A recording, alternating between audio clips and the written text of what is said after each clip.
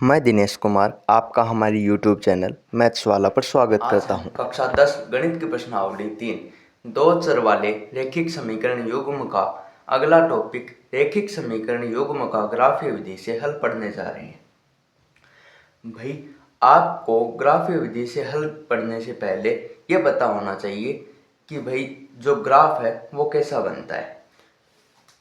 हमारे पास a1x plus b1y plus c1 बराबर 0 और a2x plus b2y plus c2 बराबर 0 ये दो समीकरण दिए होते हैं। इसका ग्राफ बनता है सरल रेखा, है ना, और इसका ग्राफ भी सरल रेखा बनता है। इससे एक सरल रेखा इससे। अब इससे और इससे दोनों को मिलाकर हम ग्राफ बनाएंगे तो उनसे हमें दो सरल रेखाएं प्राप्त होंगी। और दो सरल रेखाएं अगर हमें किसी ग्राफ में प्राप्त होती हैं तो उनकी दो ही पॉसिबिलिटीज़ होती हैं कि वो दो नहीं तीन पॉसिबिलिटीज़ होती हैं कि वो या तो प्रतिच्छेद करेंगी या समांतर होंगी या एक दूसरे के ऊपर ओवरलैप होंगी यानी संपाती होंगी। तो वो रेखाएं प्रतिच्छेद करेंगी, समांतर रेखाएं होंगी या संपाती रेखाएं होंगी।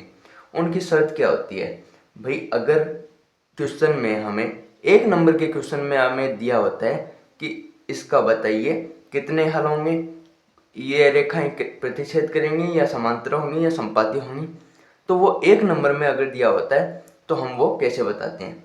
उसके लिए एक शर्त है, अगर प्रतिच्छेद करती हैं तो वो रेखाओं, मान लीजिए ये दो रेखाएं हैं, दो समीकरण हैं, दोनों समीकरणों के जो गुणांक हैं a1/a2 और b1/b2 ये दोनों बराबर नहीं होने चाहिए।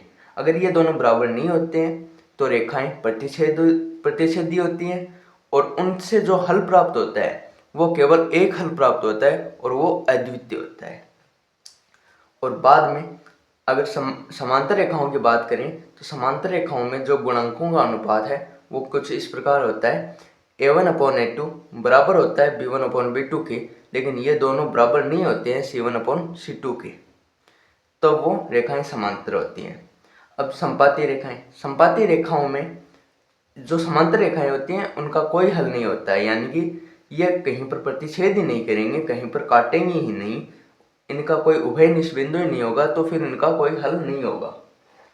अब संपाती रेखाएं जो होती हैं वो इनके अंदर अगर a1/a2 b1/b2 और c1/c2 ये तीनों गुणांकों के अनुपात अगर बराबर होंगे तो वो रेखाएं संपाती होंगी, यानी एक दूसरे के ऊपर ओवरलैप करेंगी। इसे हम एक ट्रिक से समझते हैं कि भाई ये अनुपात वगैरह कैसे है। उसको मान लीजिए कोई दो अनजान व्यक्ति किसी जगह पर जाते हैं, वो दोनों व्यक्ति कब दोस्ती करेंगे, कब दुश्मनी होगी उनके बीच, और भाई कब क्या क्या होगा उसके आधार पर देखते हैं। मान लीजिए उनके कोई भी गुण नहीं मिले आपस में, मान लीजिए कोई भी गुण नहीं मिले, तो वो अगर गुण नहीं मिलेंगे तो वो आपस में टकराएंगे, यानी कि उनकी दुश्मनी होगी। भाई आपके अगर किसी से गुण नहीं मिलते हैं, यानी जो आप चाहते हो वो दूसरा नहीं चाहता है, तो वो उससे आपकी दुश्मनी होगी ना। इसी प्रकार ये प्रतिच्छेदी रेखाएं हुई, है ना, इनके गुण नहीं मिले, a1/a2 और b1/b2 ये नहीं मिला, और c1/c2 भी बराबर नहीं होगा फिर तो। अब बाद में समांतर रेखाओं के लिए मान लीजिए उनमें कुछ गुण मिलते हैं और कुछ गुण नहीं मिलते हैं, एक आध गुण नहीं मिलते हैं, तो भाई वो अपने अपने रास्ते जाएंगे। एक तो देखिए मान लीजिए सीधा चला जाएगा और फिर उसी के पैरेलल जाएगा, दोनों न तो टकराएंगे न दोस्ती करेंगे, है ना, कुछ गुण नहीं मिलेंगे। a1/a2 बराबर है b1/b2 के, लेकिन c1/c2 के बराबर नहीं है, यानी ये गुण नहीं मिले और ये गुण मिल गए, है ना। बाद में हम देखते हैं संपाती रेखाओं के लिए। संपाती रेखाओं के लिए देखते हैं तो संपाती रेखाओं में अगर सभी गुण मिल जाते हैं, अगर सभी गुण उनके मिलते हैं तो वो दोनों दोस्ती करेंगे और साथ साथ चलेंगे। जो वो करेगा पहला वाले करेगा, दूसरा वाला भी वही करेगा, इस प्रकार होगा। अब भाई हलों की बात करते हैं। अगर वो दोनों व्यक्ति टकरा जाते हैं तो उनका हल केवल एक टाइम पर हल निकल जाएगा, फिर बाद में न तो वो मिलेंगे न कोई हल निकलेगा, कुछ भी नहीं होगा उनका।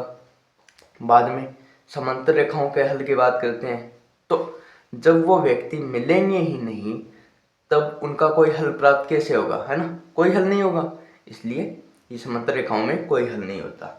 अब संपाती रेखाएं, संपाती रेखाओं के अंदर अगर वो व्यक्ति साथ साथ चलेंगे, दोस्ती करके एक साथ वो जो काम वो करेगा वही दूसरा वाला करेगा, तो उनके अनेक हल होंगे।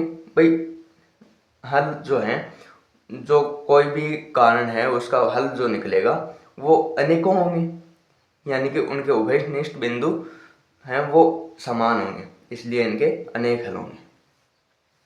बाद में हम पढ़ते हैं संगत युग्म। भाई ये जो संगत युग्म, असंगत युग्म और आश्रित युग्म, ये बाद में आने वाले टर्म्स हैं जिनको हमें पढ़ना आवश्यक है।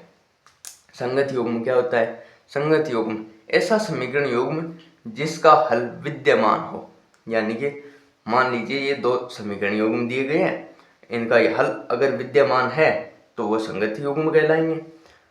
अब बाद में आता है आश्रित युग्म। आश्रित युग्म क्यों कौन से होते हैं? ऐसा संगत युग्म जिसके अनेक हल हों, यानी कि जिसके अनेक हल हों। अनेक हल कौन से के निकलते हैं? संपाती रेखाओं के निकलते हैं, इसलिए इसे आश्रित युग्म कहते हैं, है ना। और संगत युग्म किसे कहेंगे? ऐसा समीकरण युग्म जिसका हल विद्यमान हो। हल कौन से का विद्यमान है? प्रतिच्छेदी रेखाओं का और संपाती रेखाओं का। अगर ये शर्त बनती है और ये शर्त बनती है तो ये संगत युग्म कहलाएगा, है ना। बाद में असंगत समीकरण युग्म। असंगत समीकरण युग्म कौन सा होगा? ऐसा समीकरण युग्म जिसका कोई हल विद्यमान नहीं हो। ऐसा कौन सा है? एक समांतर रेखा है, इसका कोई हल विद्यमान नहीं होता है, इसलिए इसे असंगत समीकरण युग्म कहते हैं। अब भाई इसे हम कुछ उदाहरणों से समझते हैं कि भाई प्रतिच्छेदी रेखाएं कैसे होंगी, उनको पता कैसे चलेगा, और समांतर रेखाएं कैसे होंगी, संपाती रेखाएं कैसे होंगी। तो पहला उदाहरण है कि ग्राफ द्वारा जांच कीजिए कि समीकरण युग्म x + 3y = 6 और 2x + -3y = 12 संगत है। ये चेक करना है कि ये संगत है, और यदि ऐसा है यानी कि ये संगत है तो उन्हें ग्राफ द्वारा हल कीजिए। अब भाई सॉल्यूशन करते हैं। सॉल्यूशन क्या होगा? संगत होने के लिए क्या शर्त होगी? भाई वो एक तो प्रतिच्छेदी रेखाएं होनी चाहिए या तो, और या होनी चाहिए संपाती रेखाएं, यानी कि जो प्रतिच्छेदी रेखाएं और संपाती रेखाओं की शर्त है वही इसके अंदर लगेगी। प्रतिच्छेदी रेखाओं की शर्त क्या है? a1/a2 ≠ b1/b2, ये हमने लिख दिया। और संपाती रेखाओं की शर्त क्या है? a1/a2 बराबर होगा b1/b2 के और बराबर होगा c1/c2 के, ये भी हमने लिख दिया, हाँ। बाद में आगे चलते हैं हम। तो x + 3y = 6 को हमने समीकरण नंबर 1 दे दी, 2x - 3y = 12 को हमने समीकरण नंबर 2 दे दी। अब समीकरण 1 की a1x + b1y + c1 = 0 से तथा समीकरण 2 की a2x + b2y + c2 = 0 से तुलना करने पर, भाई इन दोनों समीकरणों से तुलना कर दी तो a1 निकल गया है हमारा 1, b1 आया 3, c1 = -6, a2 आया 2, b2 आया -3, c2 आया -12। अब भाई c1 -6 और c2 -12 क्यों आया? यहाँ पर तो है नहीं माइनस का। भाई हमें इस समीकरण से तुलना करनी है, यानी कि c1 जो है वो समीकरण के जो लेफ्ट हैंड साइड है उधर होना चाहिए, तो इसे हम उधर भेजेंगे, यहाँ पर 0 बन जाएगा और ये 6 का पक्षांतरण होगा तो ये -6 बन जाएगा, इसलिए हमने c1 और c2 -6 और -12 लिया। अब a1/a2 क्या आएगा? जो a1 और a2 का अनुपात है वो आएगा 1/2, और b1/b2 का अनुपात 3/-3, यानी इसे हम ये भी लिख सकते हैं 1/-1, और c1-c2 का अनुपात -1/2। अब जो a1/a2 है वो b1/b2 के बराबर थोड़ी ही है। भाई a1/a2 तो हमारा क्या आया? 1/2 आया, और b1/b2 आया a1/a2 है हमारा 1/2 और b1/b2 है माइनस का 1/1। ये है, ये इसके बराबर थोड़ी है, ये नहीं है, तो ये हम लिख देंगे a1/a2 not equal to b1/b2। और ये शर्त किसकी होती है? ये शर्त होती है प्रतिच्छेदी रेखाओं की, यानी समीकरण युग्म संगत होगा और रेखाएं प्रतिच्छेदी होंगी। अब ग्राफ से हल, इसका ग्राफ से हल करेंगे हम, तो ये आएगा, मान लीजिए ये समीकरण लेते हैं x + 3y = 6 और हमने x = 0 पर इसका मान निकाला। x = 0 पर मान निकालने का मतलब है अगर हम x को 0 रखते हैं तो y का क्या मान आता है। x को 0 रखा, 0 + 3y = 6, y का मान आया 2। माना y = 0, यानी y = 0 पर हम मान रखते हैं। 3 के गुणा में आ जाएगा 0, x + 3 × 0 = 6, x + 0 = 6 आएगा, यानी x = 6 आ गया। इससे हमने एक सारणी बना ली x y, x का मान 0 रखा तो y का मान आया 2 और x का मान 6 रखा तो y का मान आया 0, है ना। ये सारणी बना ली। इस सारणी से हमने एक ग्राफ बना लिया, ये yx, ये xx, ये रेखा है।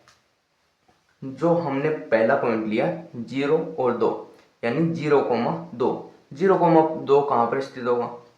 हमें ये पता है कि y एक्स पर x जो है वो हमेशा 0 होता है और x एक्स पर y 0 होता है ना। तो x 0 कहाँ पर है? ये y एक्स पर, ये x 0 है, ये इस पर कहीं पर भी ले लो x का मान 0 प्राप्त होगा। अब y है, y का मान कितना है? 2 है, y का मान 2 कहाँ पर है? यहाँ पर है, यानी कि ये पॉइंट हमारा यहाँ पर होगा। ये a पॉइंट नाम दे दिया हमने। बाद में 6 और 0, अब इसके अंदर y 0 है, तो y 0 कहाँ पर होता है? x एक्स पर, यानी कि इस रेखा पर y 0 होगा। और x = 6 कहाँ पर होगा? x एक्स पर, यानी कि ये यहाँ पर स्थित है। ये b पॉइंट दे दिया हमने 6,0 और a से b को मिला दिया सीधी रेखा से, इसे नाम दे दिया x + 3y = 6। बाद में आगे चलते हैं, हम समीकरण 2 से निकालते हैं 2x - 3y = 12। x = 0 पर 0 - 3y = 12, y का मान आया हमारे पास 4 माइनस का। अब इस समीकरण में हमने मान रख दिया, 0 पर आया -4। बाद में माना y = 0, यानी y = 0 का मान रखने पर 2x - 3 × 0 = 12, यानी कि x बराबर आया 6, यानी कि x = 6 रखने पर हमारा y = 0 आता है। तो इसे भी हमने ग्राफ में निरूपित कर दिया। भाई हमारा पहला पॉइंट क्या था? 0, -4, यानी कि भाई x = 0 कहाँ पर स्थित होता है? y एक्स पर, इस पर हमने ये पॉइंट लेना है। फिर बाद में y = -4 है, y = -4 कहाँ स्थित होगा? ये रहा, यानी कि ये पॉइंट दे दिया c हमने 0, -4। अब b पॉइंट क्या है हमारा? 6,0, y = 0 कहाँ स्थित है? x एक्स पर। अब x = 6 कहाँ है? x = 6, ये रहा, ये x = 6 है, तो हमने इसको पॉइंट दे दिया 6,0। अब c और b पॉइंट को हमने सीधे रेखा से मिला दिया और इसे समीकरण दे दी 2x - 3y = 12। अब हमें क्या दिखाई देता है? हमें दिखाई देता है कि जो पॉइंट b है 6,0, ये इनका प्रतिच्छेदन बिंदु है, यानी कि दोनों रेखाओं का एक उभयनिष्ठ बिंदु है। दोनों रेखाओं में ये कॉमन आता है, इसलिए यही इसका आंसर होगा। अब कुछ थ्योरी है, थ्योरी देखते हैं हम। बिंदु a, b को मिलाने वाली रेखा x + 3y = 6 तथा बिंदु b से c को मिलाने वाली रेखा 2x - 3y = 12 बिंदु b पर प्रतिच्छेद करती हैं, अतः बिंदु b 6,0 ही अभीष्ट हल होगा, है ना। बाद में उदाहरण 2 देखते हैं। उदाहरण 2 क्या है? उदाहरण 2 है 2x + 3y - 9 = 0 तथा 4x + 6y - 18 = 0 के हल किस प्रकार के होंगे? भाई इनका हल कौन सा होगा भाई, अद्वितीय हल होगा या फिर अनेक हल होंगे या फिर कोई हल नहीं होगा, वो पूछा है ना। तो फिर सॉल्यूशन देखते हैं हम। सॉल्यूशन है 2x प्लस 3y माइनस 9 बराबर 0 को समीकरण नंबर 1 दे दी। 4x प्लस 6y माइनस 18 बराबर 0 को समीकरण नंबर 2 दे दी। अब समीकरण 1 की a1x plus b1y plus c1 बराबर 0 तथा समीकरण 2 की a2x plus b2y plus c2 बराबर 0 से तुलना करने पर a1 प्राप्त हुआ 2, b1 3, c1 minus 9, a2 4, b2 6, c2 minus 18। अब a1 और a2 का अनुपात क्या होगा, 2/4 यानी कि 1/2। b1 अपॉन b2 का अनुपात क्या होगा, 3/6 यानी 1/2। c1 और c2 का अनुपात क्या होगा, -9/18 यानी कि 1/2। अब a1 अपॉन a2 बराबर है b1 अपॉन b2 के, वो ये दोनों बराबर हैं c1 अपॉन c2 के। इसलिए ये रेखाएं, ये शर्त किसकी होती है, संपाती रेखाओं की। संपाती रेखाओं की शर्त होती है तो तथा संपाती रेखाएं अगर होती हैं तो इनके हल कैसे होते हैं, इनके हल होते हैं अपरिमित रूप से अनेक हल, यानी कि अनंत हल होते हैं। ये आंसर आ गया हमारा। अब उदाहरण 3 क्या है, x प्लस 2y माइनस 4 बराबर 0 तथा 2x प्लस 4y माइनस 12 बराबर 0 के हल किस प्रकार के होंगे। अब सॉल्यूशन है, इस समीकरण, इसको हमने समीकरण नंबर 1 दे दिया, इसको 2 नंबर समीकरण दे दी। समीकरण 1 की a1x plus b1y plus c1 बराबर 0 तथा समीकरण 2 की a2x plus b2y plus c2 बराबर 0 से तुलना करने पर इन दोनों समीकरणों की इन समीकरणों से तुलना कर दी। तुलना करने पर हमें क्या प्राप्त हुआ, a1 बराबर 1, b1 बराबर 2, c1 बराबर -4, a2 बराबर 2, b2 बराबर 4, c2 बराबर -12। a1 अपॉन a2 क्या प्राप्त हुआ, 1/2। b1 अपॉन b2 क्या प्राप्त हुआ, 2/4। इन्हें काटने पर हमें प्राप्त हुआ 1/2। c1 अपॉन c2 -4/-12 काटने पर प्राप्त हुआ 1/3। हमें क्या दिखाई देता है कि a1 अपॉन a2 बराबर है b1 अपॉन b2 के, लेकिन दोनों बराबर नहीं है c1 अपॉन c2 के। अतः ये शर्त किसकी होती है, ये शर्त होती है समांतर रेखाओं की। और समांतर रेखाओं में हमें पता है अगर समांतर रेखाएं ग्राफ में बनती हैं तो उसका कोई हल नहीं होता है।